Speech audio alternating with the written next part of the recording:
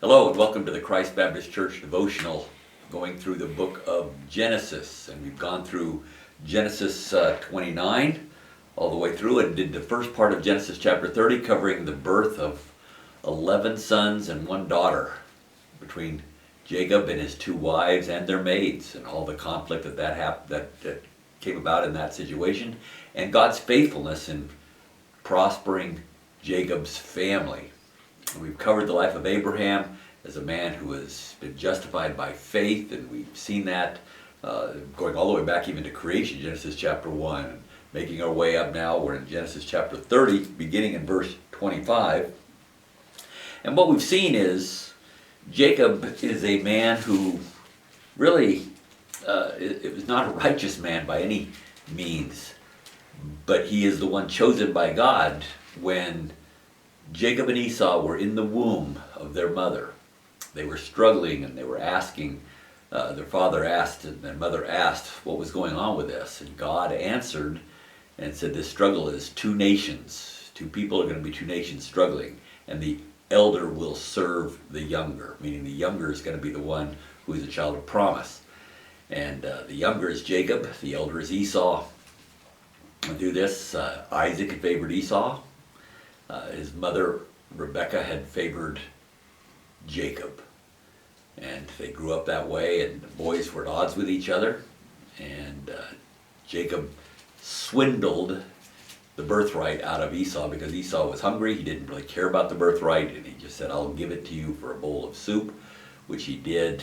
And then Jacob tried to work with Esau, or not Jacob, but Isaac tried to work with Esau and get a blessing back into Esau's hands, but God intervened, and as four people tried to work their own way, God worked his will out, and Jacob got the birthright, Jacob got the blessing, and Esau was very angry, and the family split. They sent Jacob off to go find a wife back from Rebekah's family, and he found Rachel, and he also found his match in deceit in Rebekah's brother Laban, who tricked Jacob into marrying the firstborn, Leah, who was not so pretty, and he worked 7 years for Rachel, but then he ended up getting Leah, so he had to work another 7 years to get Rachel, so he worked 14 years for two wives, who then in that conflict produced 11 children for Jacob. So now we see the family start to proliferate as it's going, and this is also hitting the blessing that God gave to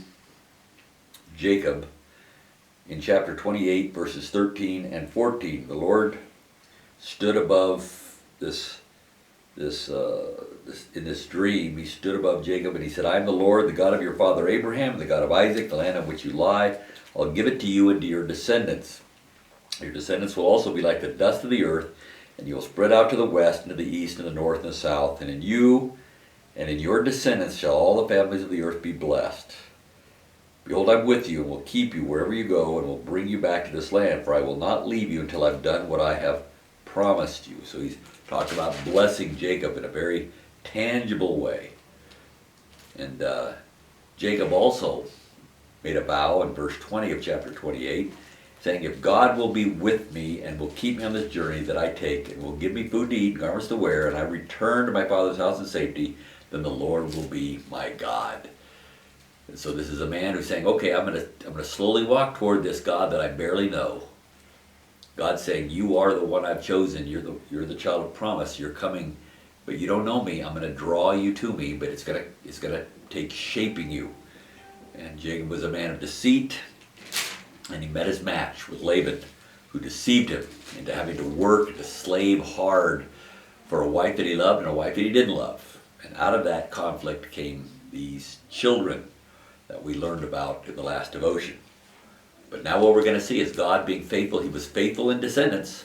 God's now going to be faithful in prosperity for Jacob because that's what he promised. He said, you are going to be great, and those who despise you, those who treat you not well, are going to experience basically a curse for me. Those who are going to treat you lightly will be treated lightly by me. And we're going to see that right here in the second part of Genesis chapter 30. So we've seen now Jacob being blessed with all these children that's come up, And now it is after the birth of Joseph, which his name means to add again, to make more. That's what her hope is. Beginning chapter 30, verse 25. Now it came about when Rachel had borne Joseph, that Jacob said to Laban, send me away that I may go to my own place and my own country. He's realizing, okay, my debt has been paid.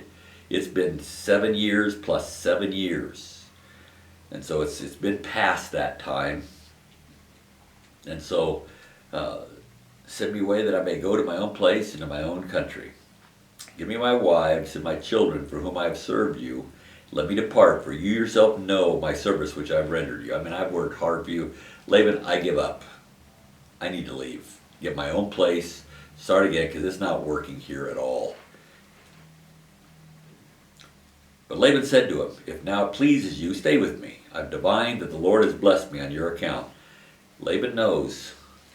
He started with a small flock, but now with Jacob having worked for him, he's got lots, but it belongs to Laban. It doesn't belong to Jacob. Laban knows he's been rich because of Jacob, because of how Jacob has tended his flock. He tricked him into working for him for 14 years, and now it's even been some time after. And so he's been there and he says, I have divined, which would mean Laban doesn't know God. He's an idolater, just like everybody from Abraham's family. He says, I have divined that the Lord has blessed me on your account. I figured it out through magic and the occult, and I understand all that stuff. And just through some of those things, I figured out the Lord, your God, has blessed me on your account because you've been with me. And so right now what we see is Jacob has got a large family now, but he's got no possessions. Got no possessions. Laban knows that he has all the possessions because the Lord's blessed him, because he's been attached to Jacob. So he wants Jacob to stay. Love for Jacob to stay. So here's Laban's offers. He's starting to understand he needs Jacob now. Verse 28, he continued, name me your wages and I'll give it. Name me your wages and I'll give it. Well, he said this before already. Genesis 29, verse 15, Laban said to Jacob, because you're my relative, should you serve me for nothing? Tell me, what should your wages be? Jacob, without thinking, just said, I'll do anything for Rachel. So now here he is again. I think Jacob understands. He was bit once by Laban. He understands this offer. Name your wages, and I will give it. But he said to him, you yourself know how I have served you and how your cattle have fared with me. For you had little before I came, and it has increased to a multitude. And the Lord has blessed you wherever I turned. But now, when shall I provide for my own household also? So Jacob begins the negotiations by just saying, well, let's get it right. You did say it right. You're very, very rich because of me. Purely because of me. And because of that, the Lord has blessed you wherever I turn. So the Lord has blessed you, not me. Now, when am I going to provide for my own household? So those are my needs. So Jacob he changes the attitude. He's got the leverage now. Verse 31. So he said, what shall I give you? And Jacob said, you shall not give me anything. Now, we've been down this before. I asked for Rachel, you gave me Leah. You are not trustworthy at all. You shall not give me anything. If you will do this one thing for me, I will again pasture and keep your flock. So he says, I want you to do one thing. Jacob has a plan. He knows he was outwitted by Laban with the daughters, but he now has another plan. And he understands that God has been blessing Laban because of Jacob. So he understands he is with God. I will again pasture again and keep your flock. So I'll tend your flock, but I want you to do one thing. Here's his plan. Verse 32. Let me pass through your entire flock today, removing from there every speckled and spotted sheep and every black one among the lambs and the spotted and speckled among the goats, and such shall be my wages. So they've got a flock. Most lambs and sheep are almost all entirely white. Goats are mostly black or brown. Jacob says, I'll just take the spotted or speckled goats that have kind of a white and brown, white and black coloration, and sheep that are just white. But sheep that are black I'll take. You get to keep the white sheep, which most of them are white. You get to keep the black and brown goats, which most of them are. So it's a very small portion. Typically, a servant would get 20% of a flock to shepherd somebody's flock. They get 20%. That's the normal rate. And so he was saying, I'm just setting it up that way, and it'll be done by color. And that will be my wages. Verse 33. So my honesty will answer for me later when you come concerning my wages. My honesty. You see these two people talking back and forth about their honesty and their integrity and all that. Two deceivers back and forth.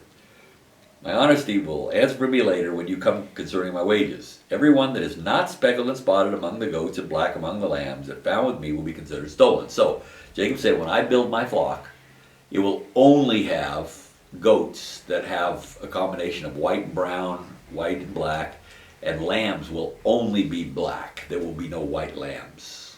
I'll only have the black wool. Anything else is considered stolen. And you can check. Immediately Laban thinks this is a good deal. Verse 34, so Laban has a plan already as well. These two negotiating, they're going back and forth and they're figuring out like chess what the next move is going to be for the other guy.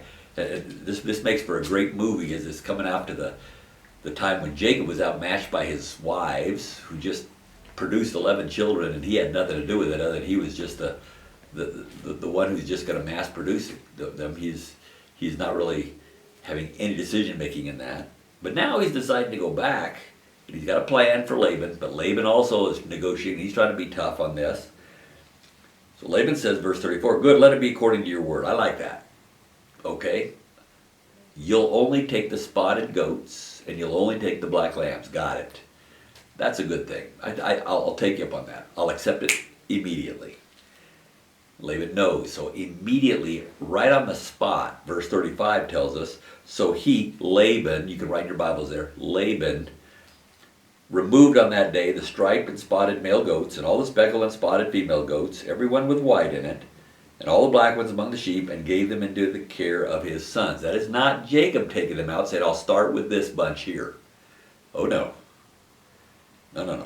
Laban says, I like your idea, but before we actually sign, let me go through my flock and get rid of all of my speckled, get rid of all of my black sheep, and I give them to my sons. And verse 36 says, and he put a distance of 3 days' journey between himself and Jacob. See, between Laban and Jacob. And Jacob fed the rest of Laban's flocks. So what Laban did was he stripped all of his flocks of his spotted goats and his black sheep, took them out, gave them to his sons, and said, now go 3 days away so that they can't be mixing with my flock at all. He gave them to his sons. That's not part of the deal. So we start the process.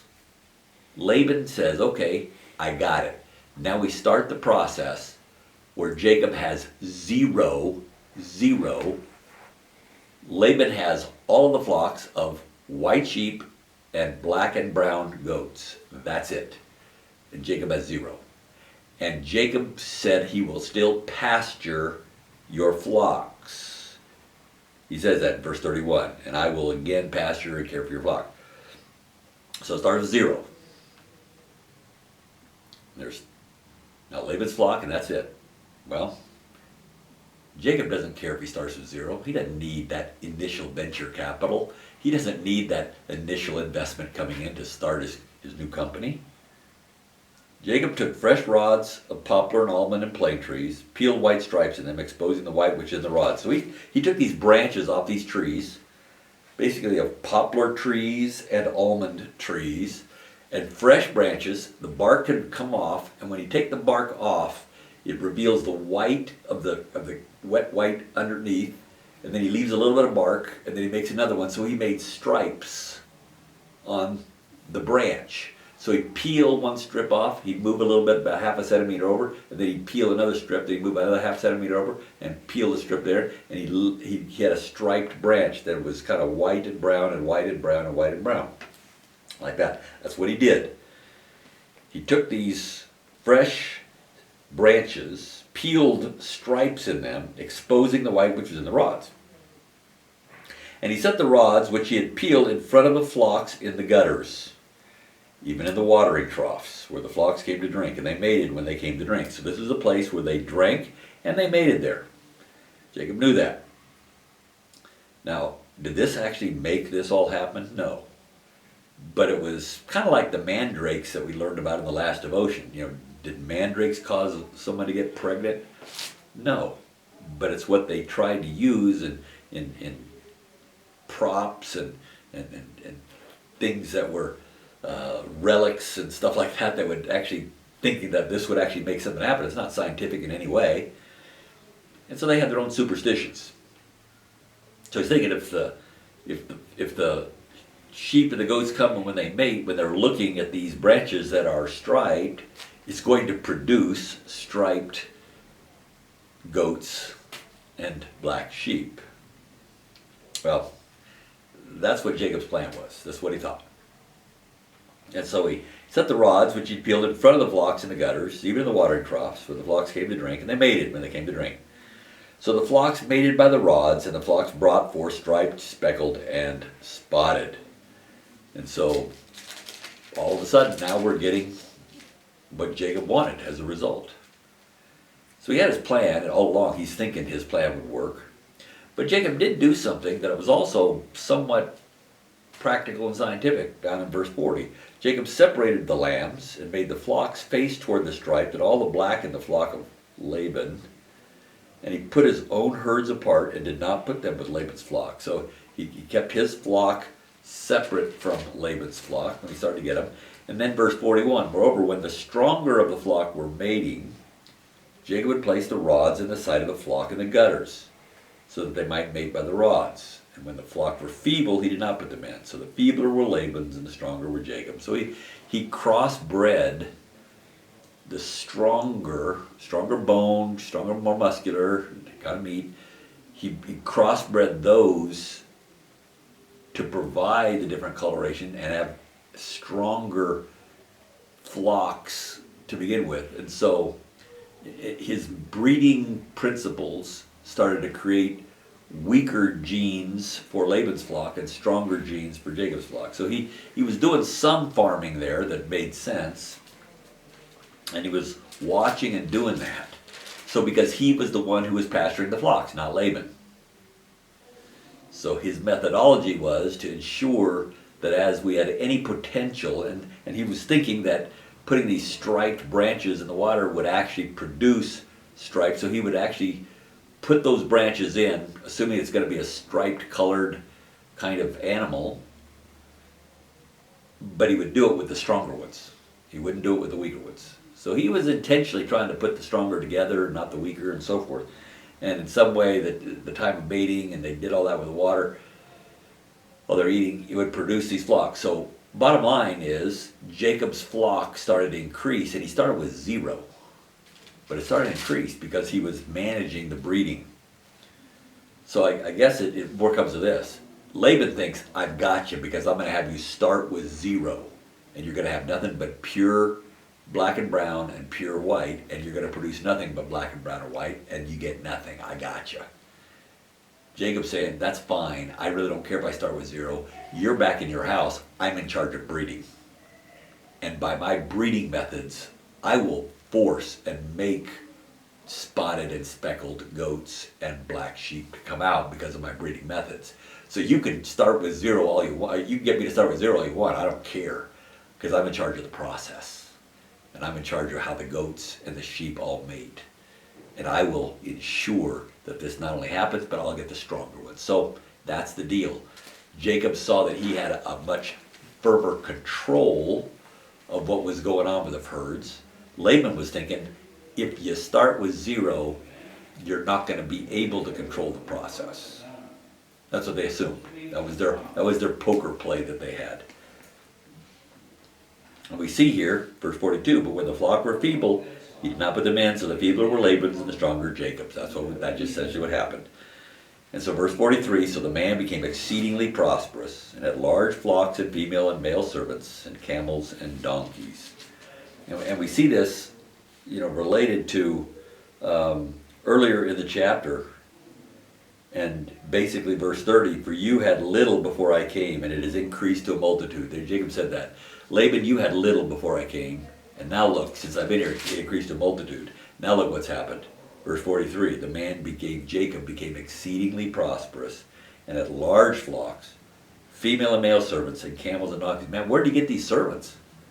Because he had so many goats and sheep, he could sell and gal get servants. Where did he get camels? Man, camels are very expensive. He had so many goats, so many sheep that were his because of the color. He could now purchase camels. So he became exceedingly wealthy in this. And basically, it's understood, Jacob knew through this, he thought he had a plan, but he's known now, and he began knowing that it's been God who's done this. Just slip down into chapter 31, verse 7. Jacob is saying, thus God has taken away your father's livestock and given them to me. So he's talking to his wives, and he says, I acknowledge that God is the one who increased my herds, not my own ingenuity. He's realizing his own deceitfulness, his own planning and scheming is not what's getting him anything. It's his now understanding he's walking with God. And that's what's doing it. So God is, in a gracious way, is having him, his consequences of his sin are teaching him a lesson that he needs to give that up. And he's having consequences that are affecting his life. But he's learning that God is true to his promise and is giving him a family and giving him wealth, because that's what he promised to Jacob. And Jacob said, if you will do this to me, then you will be my God. That was Jacob's vow at 28, chapter 28, the end of chapter 28. If you will give me just food to eat, house to dwell in, then you will be my God. Well, he's just seen it right here. He had a large family. Granted, it's out of conflict, but he does have a large family, and he has a lot of flocks. He started with 0, but now he's got a lot more than Laban. And he is now a wealthy man with servants and camels. God prospering him, where what we saw earlier was Jacob met his match. He was outwitted by Laban and had to work 14 years for 2 wives, one he didn't want. But now he's come back again, and they both had a strong, kind of a poker match, a chess match, and they were going after each other. So Jacob says, I have a plan. Laban says, I got you, I'll match you on that plan, but I've got a different plan. You're going to start with 0. Ha ha, how about that? Jacob said, well, I'm in charge of the process, so I don't need 0. Ha ha, how about that? And Jacob's flock increased drastically, and Laban watched this over time. And Laban no doubt inspected his flock, make sure that Jacob wasn't stealing. In every case, he understood Jacob has everything. And the wealth shifted. Shows you what God could do. Not by plans, even though Jacob felt that his own planning, put these branches in place, would make it all happen. In the same way that Leah thought by having mandrakes, somehow that could make things happen. No, God's in charge of all this process, all the way through, to show that he's faithful. So we see Jacob coming back now, and God actually being faithful. Using Jacob's deceit to teach him, and now to teach Laban as well, that God is with Jacob, not Laban. And we've seen that. Well, that's Genesis chapter 30. Hope you join us now as we get to the next devotion in chapter 31. We'll see you there.